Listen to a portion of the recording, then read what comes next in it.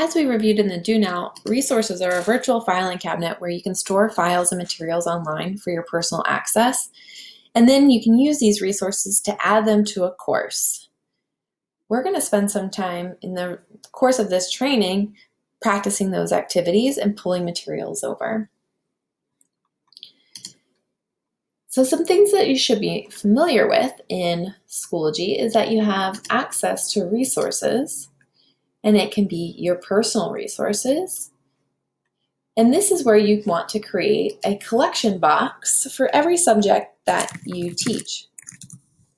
This allows you a workspace for each subject so that you can drop and save files that you might want to duplicate into your courses. We'll talk a little bit more about this later.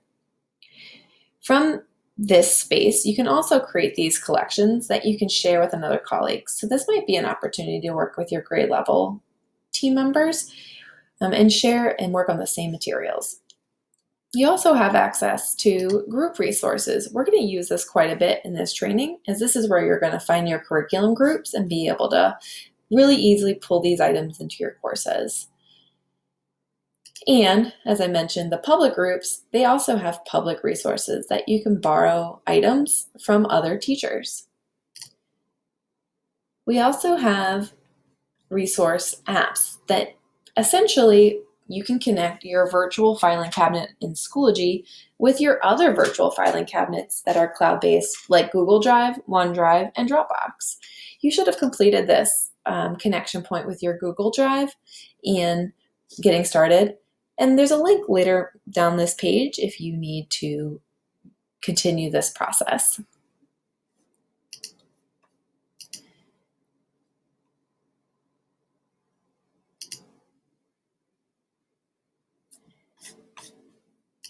Now that we know a little bit about resources, in this activity, you're going to practice creating a resource and moving them into a course. What you'll want to do is find an item on your computer that you want to use in your course this year. So maybe it's an item that you're going to use the first week of school. Maybe it's a getting to know you worksheet or a letter from you to your students. Whatever that might be, you're going to want to find where that resource is saved on your computer and add it to your personal resources.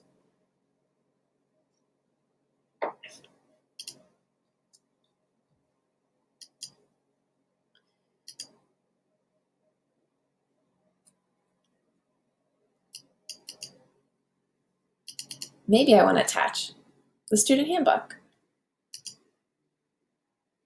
By adding it here, I'll be able to easily add it to all of my courses